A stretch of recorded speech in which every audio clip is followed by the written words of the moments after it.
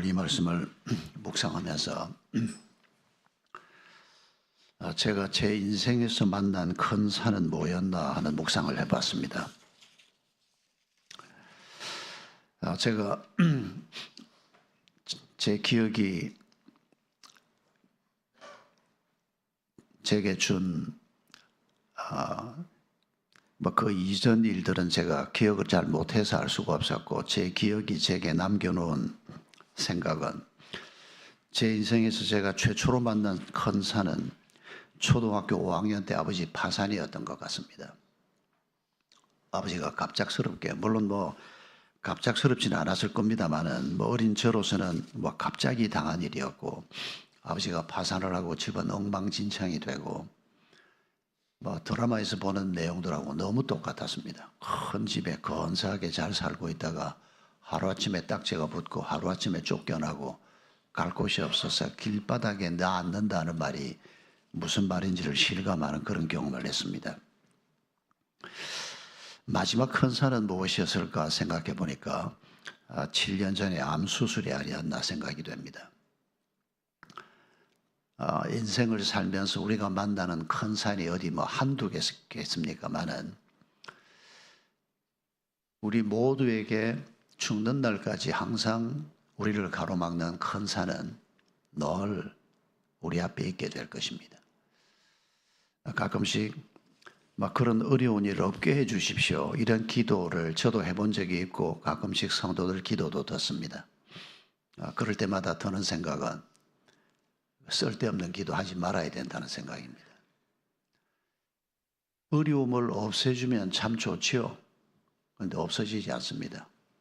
그건 하나님이 잘못해서가 아니고, 하나님이 일을 좀 더 건사하게 하면 우리 삶의 어려움 자체가 없어지지 않을까? 아닙니다. 인간의 죄로 말미암아, 또 나 하나만이 아니고 수많은 인간들이 쌓아온 죄로 말미암아 이 땅의 고통은 없어질 수가 없습니다. 하나님께서 그 고통을 제하는 것은 예수님의 재림과 함께 이루시게 될 것입니다. 그래서 우리가 기도할 때 고통을 없게 해달라, 문제가 없게 해달라, 그런 기도로 시간 낭비하지 말아야 된다, 그런 생각을 자주 해보게 됩니다. 그러면 우리가 해야 될 기도가 뭐겠습니까? 그 문제를 하나님이 어떻게 넘어서게 하시나, 우리가 말씀을 읽을 때도, 우리의 상황을 잘 살필 때도 성경적으로 하나님이 주신 말씀을 따라 이런 방식으로 기도해야 된다고 생각합니다. 2500년 전에 하나님께서 스룹바벨이라고 하는 한 하나님의 백성에게 천사를 통해서 말씀하셨습니다. 너의 앞에 있는 큰 산을 평지가 되게 하겠다. 요즘 같으면 이런 표현을 안 쓰실 겁니다. 요새는 큰 산 있어봐야 비행기 타고 넘어서 버리면 아무것도 아닌 그런 때를 우리가 살고 있습니다만은, 2500년 전은 그런 때가 아닙니다. 걸어서 다 건너야 했습니다. 형편이 좀 나으면 말이나 나귀를 타지만은, 포로로 살다가, 노예로 살다가 고향 땅으로 돌아가는 이 사람들에게는 아마 총독이었던 스룹바벨도 말을 탔을까? 대부분 다 걸을 수밖에 없었습니다. 그런데 걸어서 먼 길을 가야 하고, 그리고 그 길 끝에는 또 뭐가 있습니까? 하나님이 주신 새로운 소명이 있었습니다. 조상들이 망해먹은 나라를 새롭게 일으켜야 한다. 이런 소명을 하나님이 주시면서 스룹바벨에게 네 앞에 있는 큰 산이 평지가 되게 하겠다, 하나님이 그렇게 약속하셨습니다. 여러분, 왜 2500년 전에 있었던 이 말씀을 기록하는 것도 쉽지 않았습니다.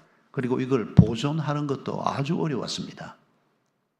그런데 이걸 이렇게 어렵고 기적적인 하나님의 능력을 통해서 보존을 해서 오늘 우리에게 읽게 하겠습니까? 그건 우리에게도 동일하게 주시는 말씀이기 때문입니다.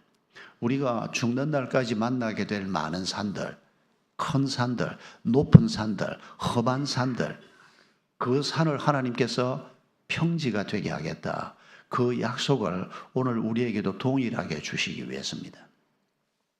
그러면 스룹바벨이, 또 어떤 그리스도인이 하나님을 믿는다고 고백하고 교회 잘 다니고 있으면 우리 앞에 있는 산들이 그냥 녹아 없어질까요? 그렇지 않다는 걸 우리가 잘 압니다. 도대체 어떤 사람에게 하나님께서 그 사람 앞에 있는 큰 산을 평지가 되게 할까? 그걸 우리가 잠깐 생각하려고 하는 겁니다. 스룹바벨에게서 우리가 발견하는 가장 중요한 점이 바로 이 점입니다. 하나님이 주신 꿈, 하나님이 주신 목표를 자신의 꿈, 자신의 목표로 삼고 사는 사람에게 하나님은 그 사람 앞에 있는 큰 산을 평지로 만든다고 말씀하십니다. 스룹바벨은 이름 뜻이 바벨론에서 태어난 사람, 바벨론에서 자란 사람이라는 뜻입니다. 여러분, 이 스룹바벨은 기가 막힌 스토리를 가지고 있는 사람인 것을 아시는 분은 아실 겁니다. 그의 할아버지가 유다의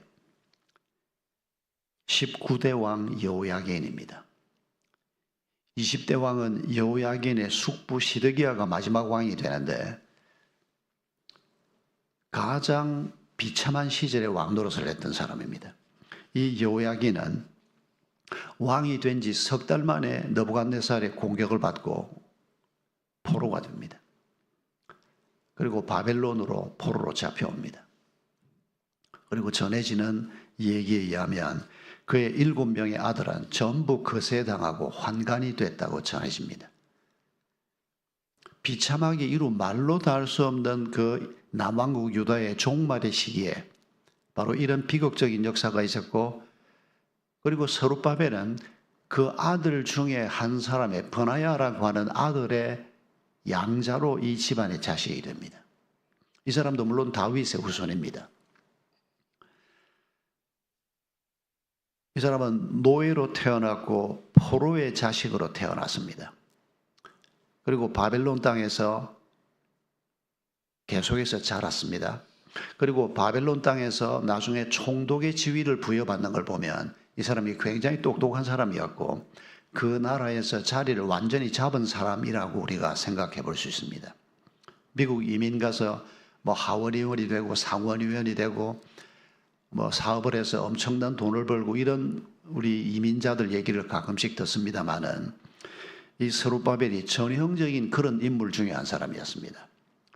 완전히 망해버리고 포로고 노예였던 사람인데 그 땅에서 태어나서 이 비극적인 역사를 안고, 여러분 이 사람이 하나님을 얼마나 원망했을지 한번 상상을 해보십시오.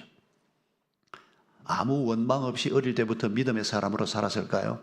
그럴 가능성은 제가 보기에 전혀 없다고 생각합니다. 할아버지, 아버지, 온 나라가 엉망진창이 된 그런 상황에서 자기는 태어나 보니까 유대인인데 왕가의 자손인데 바벨론 땅에서 그것도 억압받고 핍박받고 무시받는 족속으로 태어난 그런 사람으로 이 사람이 태어난 것입니다. 그런데 잘 자리 잡고 있는 이 사람에게 어떤 일이 벌어집니까? 하나님께서 일찍부터 예레미야를 통해서나 여러 선지자를 통해서 예언한 대로 포로로 잡혀가서 70년이 지난 후에 고향 땅으로 돌아갈 수 있도록 하겠다. 그게 바벨론이 무너지고 페르시아가 그 뒤를 이어서 그 지역을 다스리는 나라가 세워집니다. 그런데 그 페르시아의 고레스 왕이 유대 백성들을 고향 땅으로 돌아가도 좋다는 칙령을 발표를 합니다. 그리고 돌아가도 좋다는 이 사람들을 위해서 스룹바벨을 여호수아라고 하는 사람과 함께 리더로 세우는 겁니다. 그리고 이 사람들은 이제 고향 땅으로 돌아가야 하는 겁니다. 여러분, 고향 땅으로 돌아가는 일이 쉬운 일이었을까요? 아무것도 없는 땅입니다. 완전히 폐허가 되어 있는 땅입니다. 성벽 하나가 없고 그 아름답던 성전도 폐허가 됐고 성전을 중심했던 제사 제도며 율법이며 모든 것들이 무너져 있는 그런 땅으로 돌아갈 수 있었을까요? 5만여 명이 돌아갑니다. 혹시 5만 명이면 굉장히 많은 사람이 돌아갔구나 이렇게 생각하는 분들은 정신 바짝 차리고 성경 공부 많이 하셔야 합니다. 지금 이 사람들은 교회를 하나 세우러 가는 게 아닙니다. 회사를 하나 세우러 가는 게 아닙니다. 나라를 세우러 가는 사람들입니다. 여러분, 스룹바벨보다 약 한 1000년 전에 살았던 모세 때 전쟁에 나갈 수 있는 군인들 숫자를 세아릴 때 몇 명이었습니까? 기억나십니까? 60만 명이었습니다. 남자 장정들만 60만 명이 칼을 들고 전투에 나갈 수 있는 사람들이었습니다. 그리고 지금 1000년이 지났습니다. 그 이후에 계속 인구가 늘어났지 않습니까? 그런데 북왕국이 멸망하고 남왕국이 멸망하고 12지파는 흩어집니다. 그런 상황 속에서 하나님께서 새로운 이스라엘을 건설하겠다라고 하는데 그 땅으로 돌아갈 사람이 5만 명이 채 되지 않습니다. 4만 9천 몇백 명밖에 나오지 않습니다. 형편없는 숫자입니다. 이걸 오늘 우리를 놓고 말하면 우리 가운데 하나님이 폐허가 된 그 땅을 돌아보면서 저 땅으로 돌아가서 내가 생각하는 이 새로운 꿈을 가지고 너희들이 헌신해라. 그 명령에 순종하는 사람이 우리 가운데 한두 명도 나오지 않는다는 소리입니다. 여러분, 이런 부르심 앞에 순종한 사람이 스룹바벨이었다는 것을 기억해야 합니다. 그리고 함께한 동역자들 5만여 명. 여러분, 이분들은 전부 그 땅에서 스룹바벨처럼 그 땅에서 태어난 사람들입니다. 이 사람들의 잘못 때문에 나라가 망한 게 아닙니다. 조상들이 죄를 짓고 하나님 앞에 모든 걸 말아먹었던, 그리고 자기들은 잡혀간 땅에서 태어나서 부모 때문에, 조부모 때문에 안 해도 될 고생을 엄청나게 하고 겨우 그 땅에서 말 배우고 문화를 익히고 그 땅에서 집도 한 칸 사고 땅도 좀 사고 자리를 잡은 사람들입니다. 그런데 그걸 다 팔고 고향 땅으로 다시 돌아간다. 아브라함이 고향을 떠날 때처럼 막막한 일이었을 겁니다. 여러분, 오늘도 똑같은 일은 반복되고 있습니다. 그리스도를 따른다라고 하는 말은, 하나님을 믿는다고 하는 말은 이분들과 결코 다르지 않습니다. 내게 익숙하고 내가 좋아하고 아주 괜찮아 보이는 그런 모든 것들을 뒤로 하고 하나님이 주신 부르심, 하나님이 주신 내 삶에 대한 새로운 목적을 가지고 길을 떠나는 사람, 그 사람이 그리스도인들입니다. 그 사람이 바로 스룹바벨입니다. 우리가 교회를 열심히 출석을 하고 헌금도 하고 봉사도 하고 애를 쓴다고 해도 우리가 정말 내 내면에서 하나님이 주신 꿈을 나의 꿈으로 품는다, 하나님이 주신 내 삶의 목적을 나의 목적으로 품는다, 이런 사람이 아니면 내 앞에 높은 산이 평지가 될 것이라는 꿈도 안 꾸는 게 좋습니다. 그런 사람을 위해서 하나님이 뭘 힘을 빼시겠습니까? 자기 힘으로 살려고 하는데, 자기 목표를 이루려고 하는데, 그러면 하나님 핑계 될 것도 없이 그냥 지가 살고 싶은 대로 사는 거지요. 로마서에 있는 말씀처럼 하나님은 자기 백성을 위해서는 하나님께서 그리스도를 통해서 이루신 모든 구원의 능력과 지혜를 공급하시는 분입니다. 그러나 하나님을 원수로 생각을 하고 하나님에게 원수짓을 하는, 자기 욕망을 따라 사는 사람, 비그리스도인인 사람들은 어떻게 한다고요? 그 더러움에 내버려 두신다. 그 더러움이라는 게 뭡니까? 꼭 감옥에 갈 사람들, 악한 사람들을 얘기하는 겁니까? 아닙니다. 더러움은 거룩하지 않은 것입니다. 거룩한 것은 하나님 편에 서는 것입니다. 하나님이 주신 목적이 아닌 다른 목적을 붙들고 있는 모든 것들은 더러운 목적에 불과한 것입니다. 여러분, 오늘 이 말씀 앞에서 우리 자신을 다시 한번 들여다보십시오. 내가 지금 사업을 하건 직장 생활을 하건 주부이건 우리가 누구이건 간에 여러분, 지난 일주일 무엇을 위해서 사셨습니까? 또 다음 일주일은 무엇을 위해서 살려고 합니까? 우리가 하나님이 내게 주신 목적을 발견하고 그 목적을 위해서 내가 남은 길을 걸어가겠다, 우리 내면에 이런 고백이 있는 분이라면 오늘 이 말씀이 당신에게 주신 말씀으로 붙들어도 괜찮을 것입니다. 하나님이 함께 하실 것입니다. 그러나 우리 내면에 이런 고백이 없이 그저 습관적으로 종교 생활을 하고 있는 이런 사람들에게는 이 말씀과는 전혀 해당이 되지 않는다는 것을 기억하셔야 합니다. 그런 점에서 우리가 내 삶에 대한 점검을 다시 한번 할 필요가 있습니다. 여러분, 창세기 3장의 에덴 동산에서 인류가 최초로 범한 선악과 사건을 기록하고 있습니다. 그 선악과 사건의 핵심이 뭡니까? 하나님은 먹지 말라 그러는데 나는 먹고 싶었습니다. 여러분, 복잡한 얘기가 아닙니다. 하나님은 죽는다고 하는데 사탄은 죽지 않는다고 얘기를 하고 나는 그 말에 더 관심이 갑니다.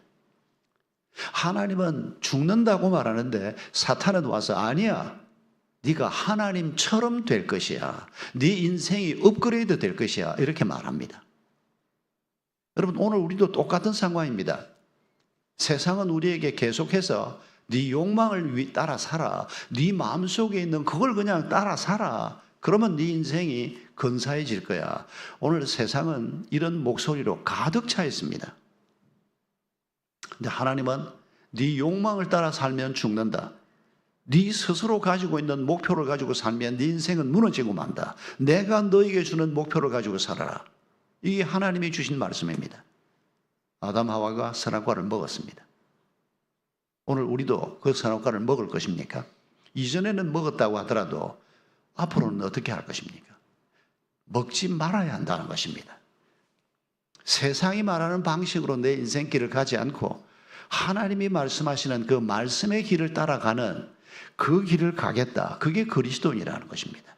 그런 사람에게 하나님께서 네 앞에 어떤 큰 산이 있더라도 평지로 바꾸어 놓겠다. 그 약속의 말씀을 주시는 것을 기억해야 합니다. 그 증인 중에 한 사람이 우리 권문영 장로님입니다.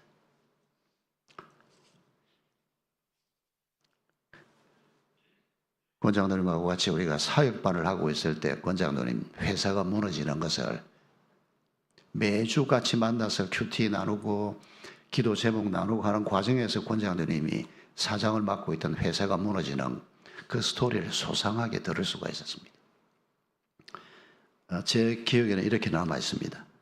책임지지 않아도 되는 일까지 책임을 지겠다고 나서가지고 자기가 오너도 아닌데 월급쟁이 사장인데 그런데도 하나님이 그 마음을 주시니까 회사를 위해서 투자한 사람들을 위해서 조금이라도 더 책임을 지는 것, 그게 양심이라고 생각을 하고 그런 씨름을 하는 것을 매주 옆에서 지켜보고 있었던 겁니다.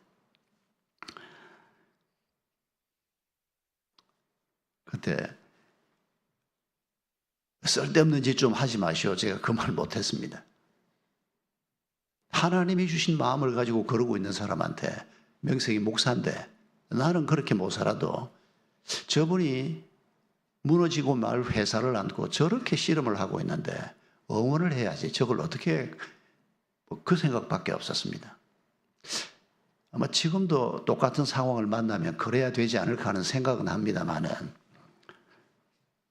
결국 그거 책임진다고 우리 권 장로님이 감옥을 갔습니다. 경제사범이 돼서 감옥을 갔습니다. 큰 산이 어떻게 무너지는지를 하나님이 보여주신 예를 제가 지금 설명하는 겁니다.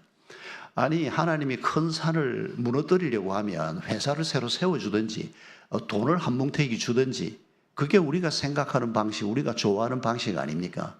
그런데 우리 권 장로님에게는 전혀 그런 방식으로 하나님이 임하지 않았습니다. 감옥에 가게 길을 열어 놓았습니다. 하나님이 감옥을 가게 했다고 생각하지는 않는데 상황을 그렇게 하나님이 몰아가셨고 또 하나님이 그걸 허락하셨다고 생각합니다. 그런데 놀라운 것은 어느 날 교회에 앉아 있는데 누가 와서 인사를 했습니다. 어떻게 오셨냐 그러니까 고문영 사장님하고 같은 감방에 있던 사람이라고 인사를 하러 왔습니다. 그 사람하고 얘기를 하는데 제가 지금도 잊혀지지가 않습니다. 그 감방에 앉아서 권 장로님이 성경 공부를 인도하고 그 사람들 한 사람 한 사람 예수님을 영접하고, 한 사람이 그렇게 와서 인사를 하더니 한 몇 주 지나니까 또 한 사람이 오고 몇 주 지나니까 또 한 사람이 오고,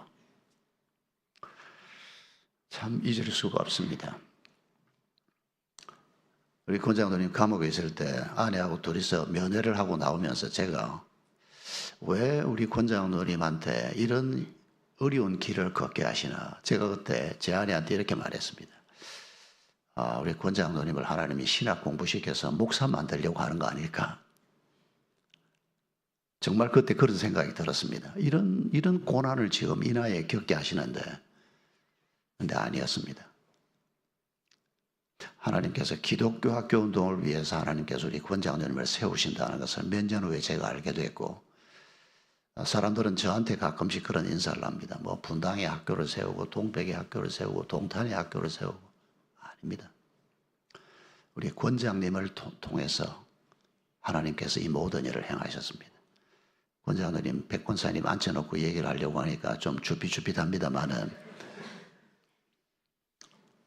우리 권장노님이 없었으면 하나님이 제게 주신 기독교 학교 운동의 꿈은 불가능했습니다. 그걸 제가 우리 권장노님이 출소한 후에 또 사업을 한다 그러는데 우리 백권사님이 먼저 동의를 했습니다. 기독교 학교 운동을 위해서 하나님이 세우시는 거 아닌가. 우리 백권사님이 먼저 동의를 했습니다. 우리 권장노님은 시간이 조금 더 걸렸습니다. 처음 분당에 있는 세물학교를 시작할 때 아마 직함은 그때 기획실장이었나 이렇게 처음 들어왔는데 풀타임으로 안 들어오고 하프타임으로 들어오겠다는 겁니다. 결국 당신이 풀타임으로 들어오고 말 거다. 저는 그런 생각이 들었습니다. 그때 이런 표현은 내가 우리 장로님한테 못했지만은 지금까지 하나님께서 이 기독교 학교 운동을 위해서 우리 권장로님을 쓰셨고 우리 백군사님은 이 일을 위해서 기도 사역자로 지금까지 이 길을 걸어왔습니다. 전혀 예상과는 다른 우리 장로님 뇌분 앞에 있는 산을 하나님이 무너뜨리는 방식이나 그 무너뜨리는 결과물이 전혀 우리의 생각과는 다른 놀라운 방식으로, 그리고 조금 더 과장해서 얘기한다면 대한민국의 기독교 학교를 포함한 대안학교가 한 600개 정도 있습니다. 그중에 한 절반이 기독교 대안학교고 한 절반은 비그리스도인들의 학교인데, 저는 사실 권장님한테 학교를 맡겨놓고 뭐 뒤에서 돕는 일만 했지 사실은 학교가 어떻게 돌아가는지 뭐 보고도 하지 말라 그랬습니다. 해봐야 나는 골치만 아프고 장로님이 알아서 다 하시라고. 뒤에서 그냥 기도만 했는데 우리 학교가 지금 더 세물학교도 그렇습니다만은 많은 사람들이 대안학교를 하려고 하면 어떻게 해야 되나? 우리 더 세물학교를 찾아오고 우리 용인에 있는 학교를 찾아오고 장로님을 만나러 오고 저를 만나러 온 사람은 없습니다. 그 사람들이 똑똑한 사람들입니다. 저한테 가끔씩 연락을 합니다. 그럼 제가 나는 학교 잘 모릅니다. 내가 이름만 이사장이지 우리 학교는 권장로님이라는 분이 세웠으니까 그분을 만나서 들어야 합니다. 여러분, 하나님께서 우리의 삶을 어떻게 인도하시는가 하는 것은 우리가 마음을 열고 우리의 생각을 내려놓고 하나님의 인도하심에 순종하겠다는 마음을 가지고 나아갈 때 하나님이 역사하신다는 것을 저는 우리 권장로님의 삶을 통해서 분명하게 증언할 수 있습니다. 우리 또한 그 길을 걸어가야 한다고 저는 생각합니다. 세상이 뭐라고 얘기하든 간에 우리는 그게 돈이 되는 일이건 되지 않는 일이건 무엇건 간에 하나님이 명하는 길이면 나는 그 길을 간다. 그런 사람 앞에 큰 산이 평지가 되는 역사가 오늘도 일어나는 것입니다. 우리가 오늘도 그런 결심만 한다면 하나님은 일하기 시작하실 것입니다. 그래서 팀 켈러 목사님 같은 분은 책을 내면서 자기 망각의 자유라고 하는 책을 냈습니다. 참 재미있는 책 제목입니다. 나를 잊어버리고 내 꿈을 내려놓고 내 생각을 내려놓는, 그래서 우리에게 오는 자유. 우리는 내 마음대로 되는 것이 자유라고 생각을 합니다. 내 마음대로 하는 것이 자유라고 생각을 합니다. 여러분, 그건 죄의 생각이라는 것을 잊지 마십시오. 진리가 우리를 자유케 하고 하나님의 생각이 우리를 자유케 할 것입니다. 그러려고 하면 우리는 자기 망각을 해야 자유케 되는 것입니다. 내 생각을 내려놓아야 자유케 되는 것입니다. 우리가 나이가 몇 살이든 지금 뭘 하고 있든 간에 처음부터 다시 질문해야 합니다. 하나님, 지금 내가 기도하고 있는 이 일이, 내가 꿈꾸고 있는 이 일이 하나님이 내게 주신 생각입니까? 아니면 나 혼자 사는 생각입니까? 이 질문부터 우리가 다시 해야 합니다. 그래서 기초를 잘 쌓아야 합니다. 여러분, 에스겔 1장 1절을 보면 에스겔이라고 하는 기가 막힌 책이 이렇게 시작됩니다. 30째 해 넷째 달 초 닷새에 내가 그발 강가에 사로잡힌 자 중에 있을 때 하늘이 열리며 하나님의 모습이 내게 보이니. 여러분, 에스겔은 포로로 잡혀가 있는 사람 중에 한 사람이었습니다. 그리고 포로로 잡혀가 있는 사람들을 위해서 주신 말씀을 먼저 받습니다. 오늘 우리를 위한 말씀이기도 하지만은 1차 독자는 포로로 잡혀가 있는 사람들이었습니다. 그런데 그 말씀이 언제 임했다고요? 30째 해. 여러분, 이 30째 해가 뭘까요? 에스겔 1장 3장을 보면 에스겔이 제사장이라고 표현하고 있습니다. 여러분, 제사장의 30째 해가 어떤 해입니까? 제사장으로서 사역을 시작하는 해입니다. 제사장 집안의 자식들은 전부 제사장이 됩니다. 25살이 되면 견습생으로 들어갑니다. 그래서 5년 동안을 부모님을 따라서 삼촌을 따라서 제사장 연습을 하는 겁니다. 5년 동안 견습 생활이 끝나고 나면 30살이 되는 해부터 성전 봉사를 시작하는 겁니다. 그런데 그 30째 되는 해에 이 사람은 어디에 앉아 있습니까? 그발 강가에 앉아 있습니다. 사로잡힌 자 중에 앉아 있습니다. 에스겔이 잘못해서 벌어진 일이 아닙니다. 스룹바벨하고 똑같은 입장입니다. 스룹바벨보다는 한 세대 앞선 분이긴 합니다만은 30째 되는 해에 제사장으로서 영광스러운 하나님 앞에 드리는 제사를 섬기고 예배를 섬기는 자로 살 것을 늘 어릴 때부터 꿈꾸고 살아왔는데 부모들의 잘못 때문에 나라가 망해버린 것입니다. 포로로 끌려온 것입니다. 그런데 그 30째 되던 해에 하나님께서 그 앞에 나타나셨고 하나님께서 그에게 고통받고 있는 포로로 잡혀온 이 안타까운 세대를 위해서 하나님의 말씀을 전하라고 하는 새로운 명령을 받는 것입니다. 우리가 받은 하나님의 목표는 무엇입니까? 이 질문에 답할 말이 생각나지 않는다면 이 질문에 대한 답부터 구하셔야 합니다. 계속 길을 그냥 걸어가면 안 됩니다. 그러면 내가 신학 공부를 하고 목사나 선교사가 되란 말인가? 아닙니다. 그렇게 막 가는 게 아닙니다. 우리가 서 있는 그 자리에서 그리스도를 만나고 그리스도를 만난 사람이어도 내 내면 깊이 그분이 주인 노릇하는 그런 삶을 어떻게 살 것인가를 하나님께서 우리에게 가르쳐 주실 것입니다. 어떻게 우리가 이 길을 걸어갈 수 있도록 하나님이 역사하시는가? 오늘 본문을 보면 스가랴 4장 7절에서 그렇게 말씀하지 않습니까? 하나님의 영으로 된다고 말합니다. 성령이 임하실 것이라고 말합니다. 우리가 신약적인 표현으로 말하면 성령 충만이 우리에게 임할 때 하나님이 우리를 온전히 사로잡을 때 이런 일이 벌어질 것이라고 말합니다. 여러분, 이 표현을 저는 한 단어로 잠깐 말씀을 나누고 싶습니다. 어전회의라고 하는 단어입니다. 예레미야 23장 18절을 보면 하나님께서 그 시대 사람들에게 이런 말씀을 주십니다. 누가 여호와의 회의에 참여하여 그 말을 알아들었으며 누가 귀를 기울여 그 말을 들었느냐? 하나님이 주시는 말씀을 누가 들었고 누가 하나님과 회의를 했느냐? 왕이신 그분과 하는 회의니까 어전회의라고 표현을 해보는 겁니다.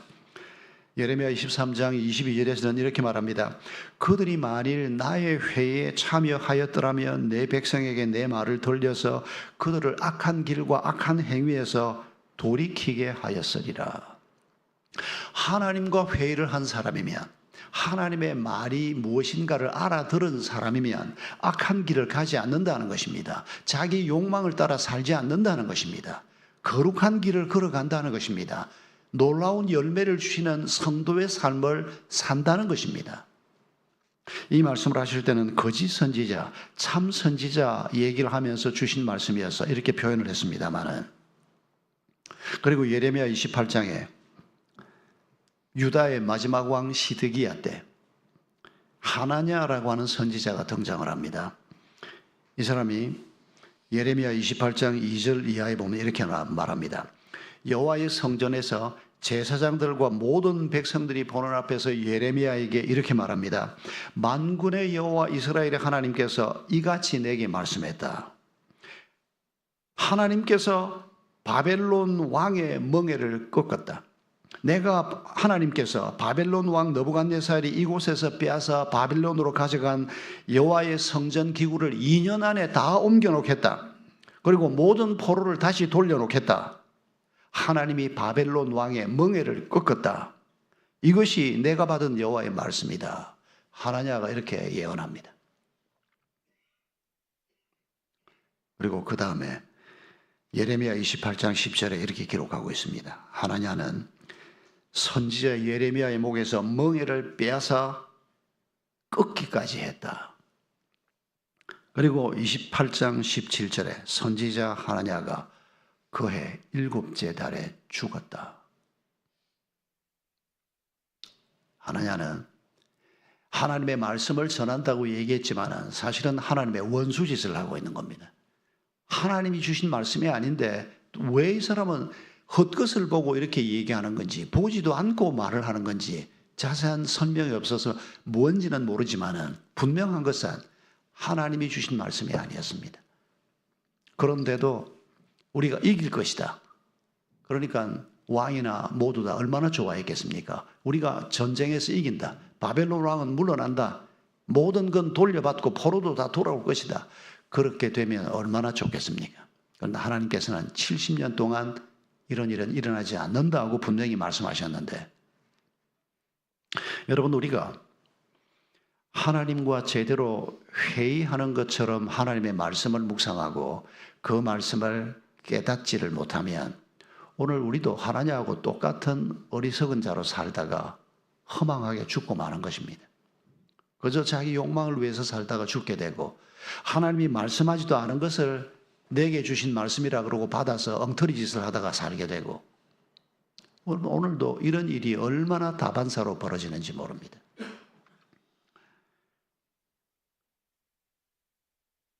다윗을 소개할 때 성경이 뭐라고 얘기합니까?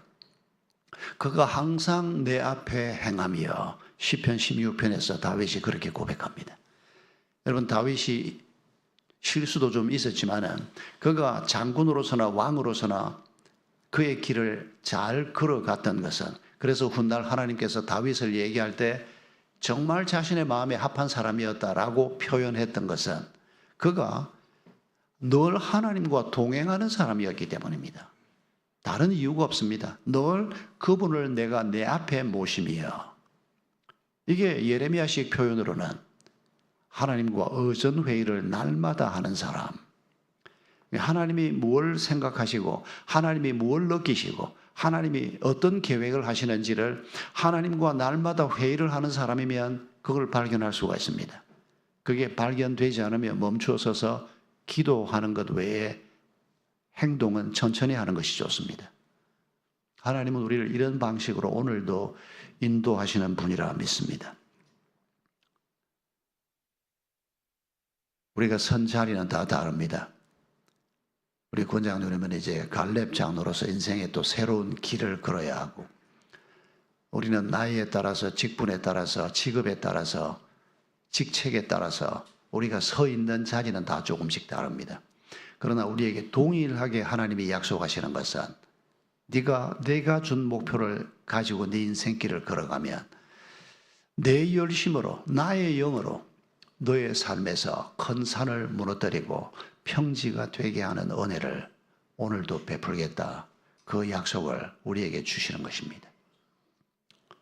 스룹바벨에게 주신 약속이라고만 생각하시겠습니까? 아니면 내게도, 내 가정에도 하나님이 이 약속의 말씀을 주시는 것이라고 붙드시겠습니까? 그것은 여러분의 선택에 달려 있습니다.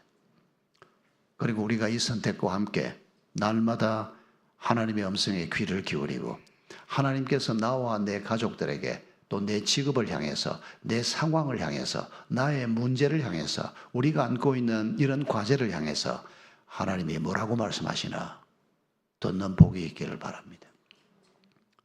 그 복이 반드시 있기를 바랍니다. 여러분, 그런 사람 앞에는 오늘도 요단강이 갈라지고 홍해가 갈라지는 일이 오늘도 동일하게 일어납니다. 큰 산이 무너지고 평지가 되는 일이 동일하게 일어납니다. 새로운 공동체를 만들겠다고 기도하는, 여러분, 바로 그 길을 지금 스룹바벨이 걸어가고 있지 않습니까? 우리 함께 기도하겠습니다. 이 시간에 세 가지 기도를 주님 앞에 간단하게 올려드립니다. 먼저 감사의 기도부터 올려드립시다. 부족한 우리에게 하나님께서 우리 인생의 어떤 산도 평지로 만들겠다는 놀라운 약속의 말씀을 주셨습니다. 의심하지 말고 두려워하지 말고 이 약속의 말씀을 내게 주신 말씀으로 받읍시다. 그리고 하나님이 주신 꿈, 하나님이 주신 목표를 가지고 살겠습니다. 그렇게 살도록 하나님 은혜 베풀어 주옵소서. 그렇게 살지 못했던 지난 내 삶을 하나님이 회개합니다.